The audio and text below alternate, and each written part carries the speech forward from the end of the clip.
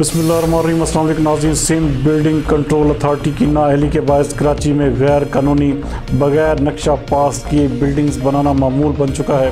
हमारे नुमाइंदा खसूसी जावेद इब्राहिम मंगी के मुताबिक कराची शहर में कई बिल्डिंग्स इंसानी जानों को खा चुकी हैं, लेकिन SBCA के मुलाजिम सिर्फ पैसा वसूली में मसरूफ़ हैं।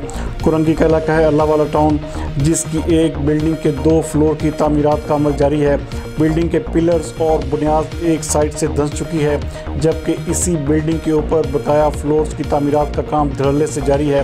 रहायशी इलाके के मासूम बच्चे रोज़ाना इस बिल्डिंग के नीचे खेलते हैं। SBCA की इंतज़ामिया मुकम्मल तौर पर खामोश तमाशाई बनी हुई है।